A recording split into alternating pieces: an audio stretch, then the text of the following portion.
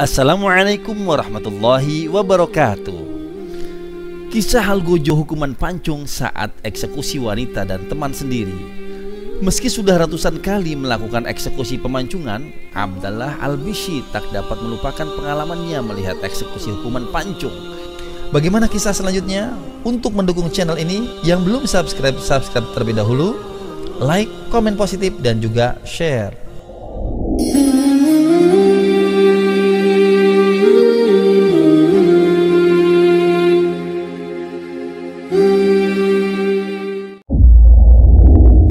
Kala itu ia masih bocah dan menyaksikan ayahnya, Said Al-Bishi, Algojo kerajaan Arab Saudi, melakukan eksekusi hukuman pancung di depan gerbang King Abdul Aziz di Mekah. Orang-orang di sekitarnya selalu membicarakan eksekusi pancung berhubungan dengan sistem pencernaan. Abdallah ingin melihat pemancungan untuk belajar mengenai alat pencernaan manusia karena akan menghadapi ujian. Tapi pemandangan yang ditemuinya benar-benar membuatnya kaget. Dalam ilmu pengetahuan bahwa kepala merupakan pusat aktivitas kesadaran manusia. Kepala tersusun atas 20 tulang, lebih dari 32 gigi, otak, dan organ sensorik. Keseluruhan susunan ini tertata dalam ruang terbatas bersama indera penglihatan, pendengaran, penciuman, perasa, dan rambut. Leher manusia memiliki kekuatan untuk menopang dan menjadi penghubung jaringan darah. Ketika kepala terpisah, darah akan menyembur dengan kencang. Hal ini menyebabkan pemancungan menjadi pekerjaan paling berdarah. Ketika kepala terpisah, ada ahli yang mengatakan manusia masih hidup 2 detik. Ada yang mengatakan 7 detik dengan perhitungan persediaan oksigen di otak. Tapi itu semua bakal menyakitkan dengan kepala terpisah dari badan.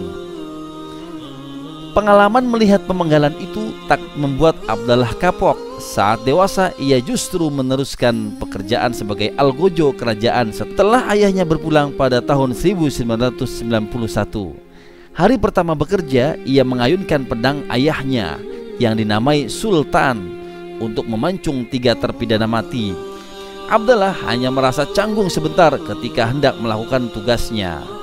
Profesi sebagai algojo pancung terus ditekuninya. Pengetahuan dan koleksi pedangnya bertambah. Ia menyebutkan pedang tersebut jenis jauhar yang khusus dibuat untuk melakukan eksekusi. Salah satu pedang dinamainya Kharido yang didesain untuk diayunkan secara vertikal. Ratusan tugas memancung kepala sudah dijalaninya. Ia menganggap dirinya hanya menjalankan perintah agama. Tugasnya sudah dijelaskan dalam kitab suci, maka Abdallah tak memiliki keraguan sedikit pun. Eksekusi mati bukan satu-satunya tugas buat Abdallah. Dalam wawancara terpisah di stasiun televisi yang sama, ia menyebutkan juga memenggal kaki dan tangan terpidana pencurian. Terpidana tersebut diberi bius lokal sebelum pedang Abdallah menebasnya. Jika ia merasa iba, hal itu justru akan mempersulit terpidana tersebut hingga tugasnya tak lancar dan menyebabkan rasa sakit. Abdallah mengaku pernah mengeksekusi orang-orang yang dikenalnya, tapi ia tak akan terpengaruh oleh kedekatan itu. Ia bahkan selalu menemui terpidana mati yang dieksekusinya untuk rekonsiliasi. Kini Abdallah berhasil mendidik anak tertuanya, Badr, menjalani profesi ini dan akan ditempatkan di Riyadh. 2 anak lainnya, Muhammad dan Faisal, sudah diajak menyaksikan pemancungan dan pemenggalan tangan serta kaki. Rekan seprofesi Abdallah Ahmad Bakhit Al-Ghamidi, mengaku pemancungan terpidana perempuan lebih susah karena lehernya tertutup. Biasanya ada sedikit celah terbuka di dekat leher kiri. Seseorang algojo ahli akan membidik celah ini dengan tepat. Meleset sedikit dapat menyentuh penutup kepala hingga membuat orang yang dipancung merasa lebih sakit. Saya merasa mengeksekusi 3 perempuan dengan 1 pedang. 1 saya eksekusi di Riyadh, 2 orang di Dammam, dan ada yang keempat saya eksekusi di Jeddah. Eksekusi ini lebih sulit dari laki-laki. Leher laki-laki terlihat jelas di bawah dagunya, ujar Ahmad Bakhit.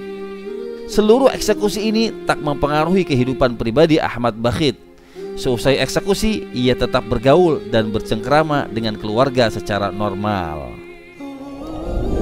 Demikian kisah hikmah yang kami sampaikan, semoga banyak mendatangkan manfaat. Ikuti terus video-video menarik lainnya dari channel Kisah Hikmah. Dan jangan lupa yang belum subscribe terlebih dahulu.